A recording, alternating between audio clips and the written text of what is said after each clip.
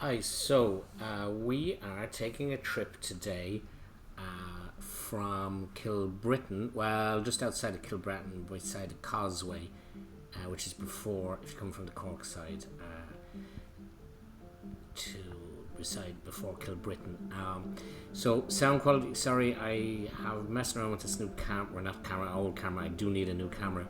This one, unfortunately, has the back on the camera and it doesn't really pick up the road noise or the bike noise.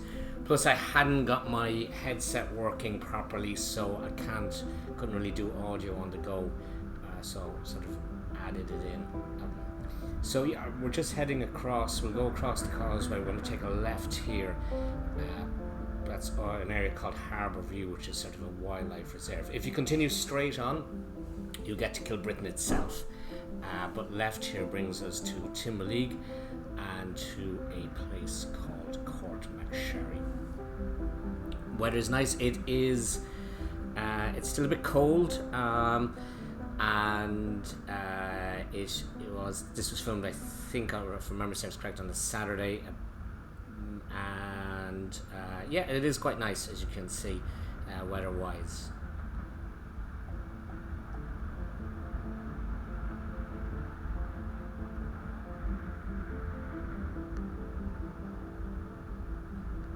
This route can get busy in the summer. It's part of the Wild Atlantic Way, so you can get stuck behind cars and other vehicles, and there's not really a lot of passing opportunities unless you know the roads really well. I don't know these roads very well. Kieran in front, he's on a GS 1250. He lives in this area, so he knows these roads quite well. This video isn't going to be that long. The SD card that's in this camera isn't great, so it doesn't have a huge amount of capacity. So unfortunately, we continued on after we stopped for food. We continued on for Seven Heads, which was a nice spin, but unfortunately we don't have that in camera. So he's just gone past. I have to go past.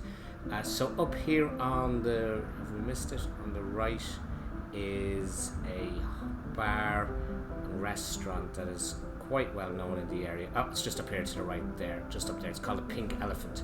It's been around quite a long time. In fact, seemingly you could see that it's sinking up the Lusitania from there. Yeah, it's a lovely spot. It was very popular with people for going out for spins on the weekend and stopping there for a bit of lunch.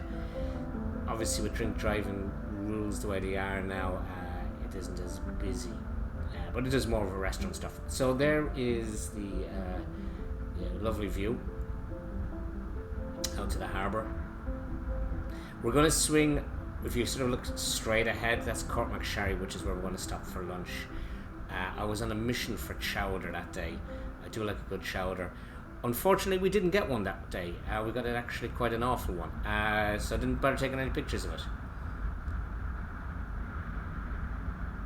The soup of the day in the restaurant was, I think, pea and potato, and they said they had chowder. It took forever coming out, and when it did come out, the chowder was a very green looking off the base liquid. They used cream chowder or tomato chowder, but not a green one. We reckon they just threw some fish into this soup. So yeah, that wasn't great. The bread that came with us was nice though.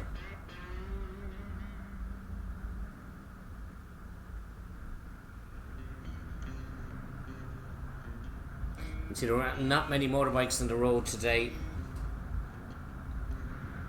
Not actually many cars either, to be honest, thankfully. We're stuck behind anything. Certainly no tractors, which is always good.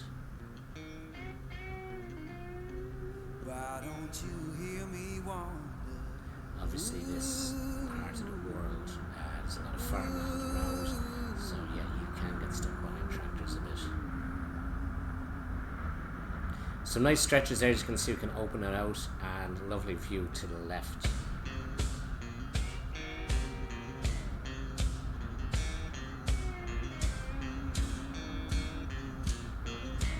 Oh, midnight highway, shining just like sun. Why don't you hear me wonder?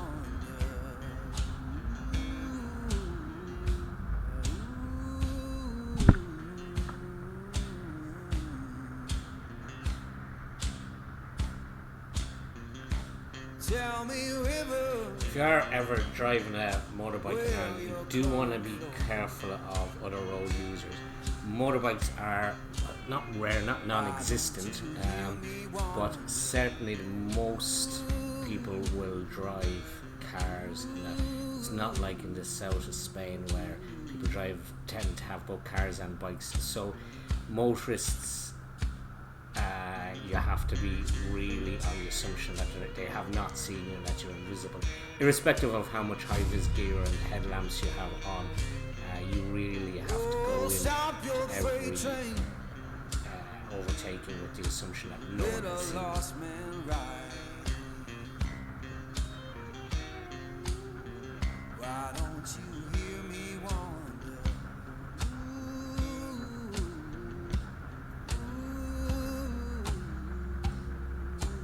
And just if you're looking at the speed up there, we're in kilometers an hour in Ireland. Fare you well, darling. Ain't coming back. Most road speeds would be in this area would be 80 kilometers an hour. There's parts here where you could obviously get up over it, but they're very windy, as you can see here, and you don't know.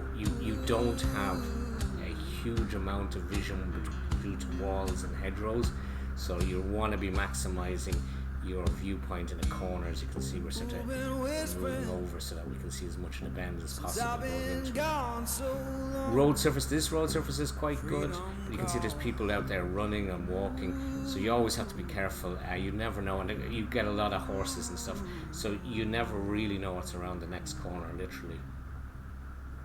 And it could have a tractor or a combine harvester or any sort of anything. Obviously you can see here this bend here over the left is quite okay. Bit of visibility there.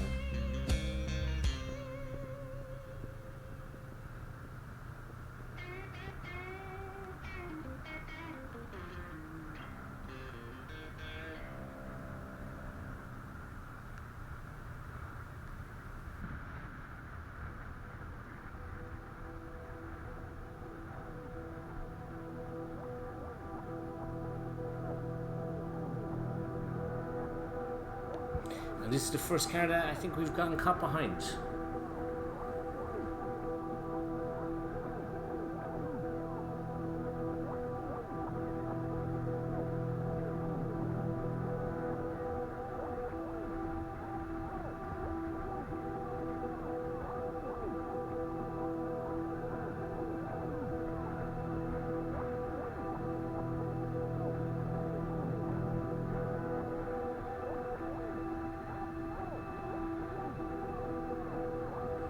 We tend not to use interbike comms. I'm not really sure why that is, but we tend not to when we're out and about, just go en route. It does usually result in someone getting lost, and then people having to backtrack and that, but it's all part of the fun.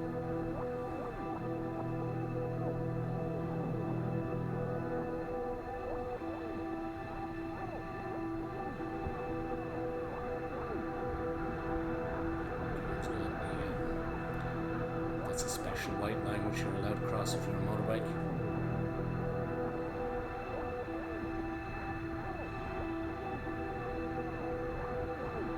Of course, from this, due to the foreshortening, this camera lens, you can't really see with the camera down the road there, but there is certain stretches of this. There is quite a good view you can have down the road.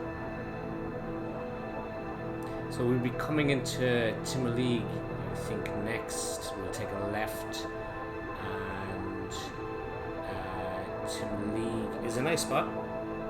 We didn't stop because we wanted to go just a little bit further for food. Timoleague is was I think a Franciscan abbey there since the early 13th century.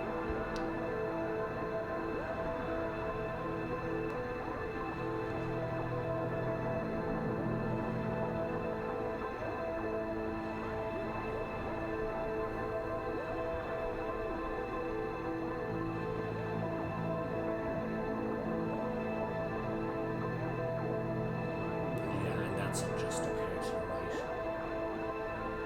Yeah, I think that is.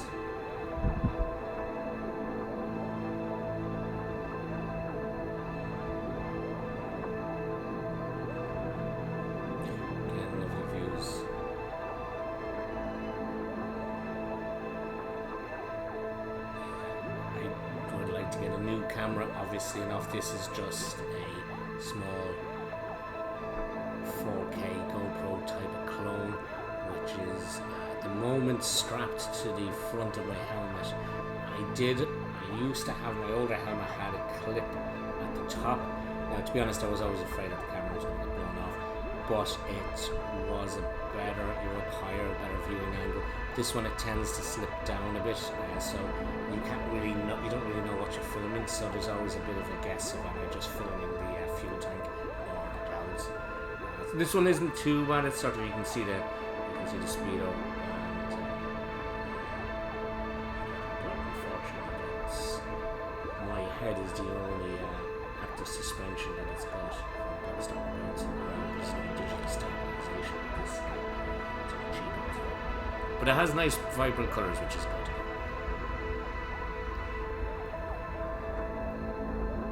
I was using a GoPro before that, but I found it muted the colours an awful lot.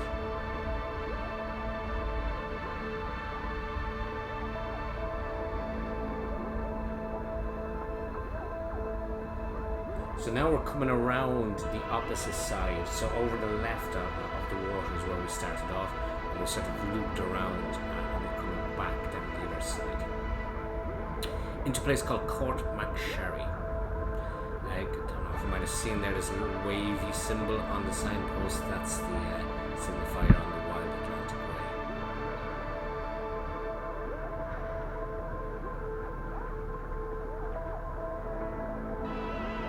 Cork's a bit strange in the sense that the Wild Atlantic Way starts in Cork, starts in Kinsale, which isn't too far from here. You'll probably do a spin out to Kinsale, because Kinsale is not far from where I live. It's about 20 or 30 kilometres. So Wild Atlantic Way officially starts in Kinsale and then goes all the way up to Donegal on the west coast, so it goes along the Galway, the west coast of Ireland. What is unusual is that Cork is in both. The other big sort of driving sightseeing area is the ancient East, which is all these sort of monks and all those sort of spots. But Cork is actually on both of them. It has both the ancient East route and it has the Wild Atlantic Way. So if you want to combine them, Cork is a great spot for it, and will at some stage do the V, which is another famous road trip part of it, which is in I think is on the ancient East route. If it isn't, it's not far from it. It's in that sort of country. So yeah, it's just coming into Roscarbe there now. As you can see, there's palm trees and everything, because Cork tends to have a bit of a microclimate. Places like Garnish Island and that have plants that do not really grow in anywhere else in Ireland. It's all thanks to the Gulf Stream, which keeps Cork a little bit warmer, and certainly the waters in the air than probably the rest of the country.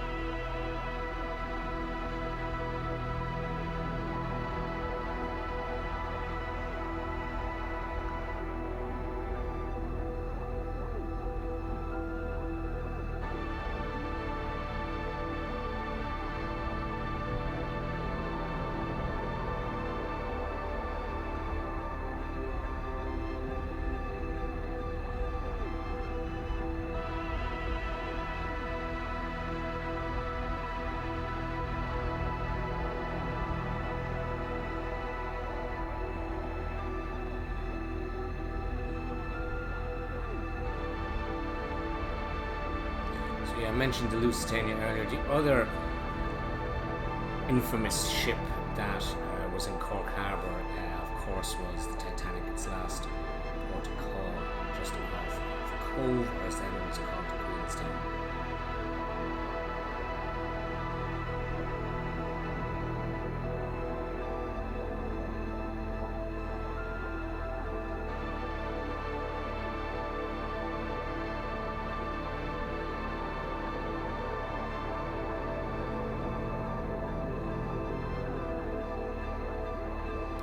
Courtmacsharry, as its proper name is, but it's known in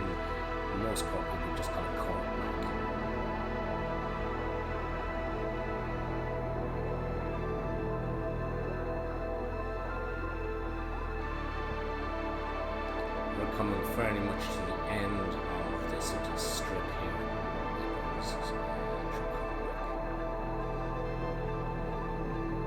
When we come out, you see there's a fork there to the right. Just there, when we come out of the restaurant, that's the way we're going to go to go around the Seven Heads, which is follows around the coastland.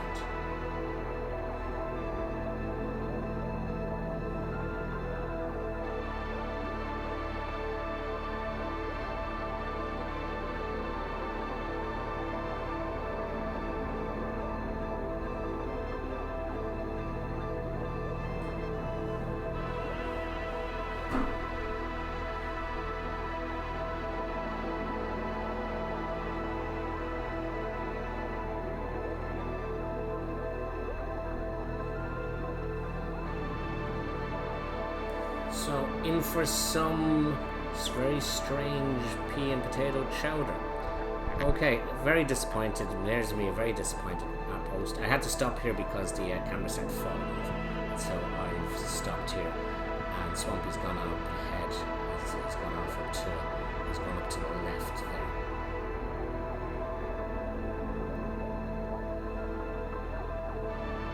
There he is.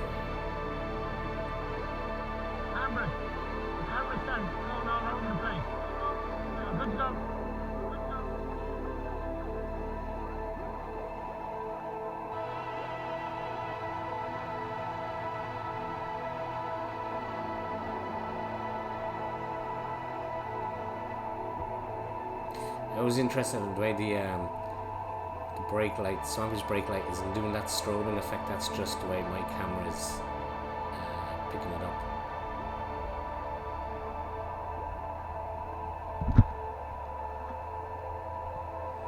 Doing there is I'm just messing around with the either the sun visor up and down.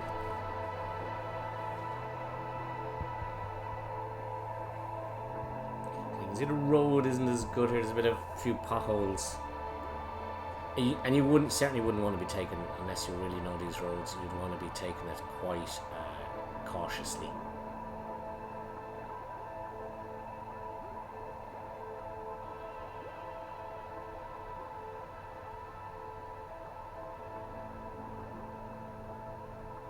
And we're actually going to go off down a tiny, what we'd call in Ireland a boreen, which is more of sort of just a cart track. It's really, really narrow.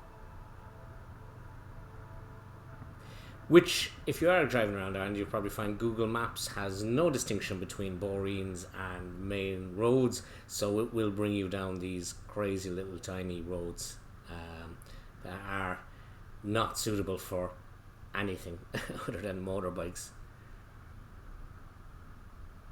As you can see, you tend to know if you're doing the tour and there's grass growing in the middle of the road that you're probably, unless you intend being on that road, on a very, very rural minor road.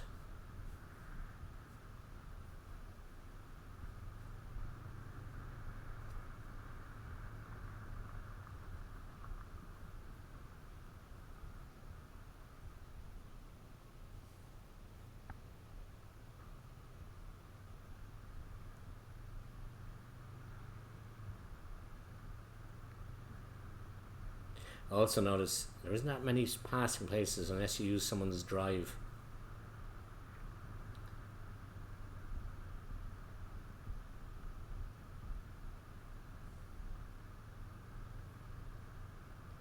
Unfortunately, I'm coming to the end of this SD card. Plans on, it's only an 8 gig one, so I only get about at best 40 minutes, and then with all the editing out of silly things of chowder and stuff, you don't end up getting a huge amount. So unfortunately, that's where we're going to have to leave this one for today. But hope you like seeing Tim League and Courtmacsharry, and yeah, stay tuned for more videos, and they will get better hopefully as time progresses with better tech, and I get a better mic the next time. Thank you.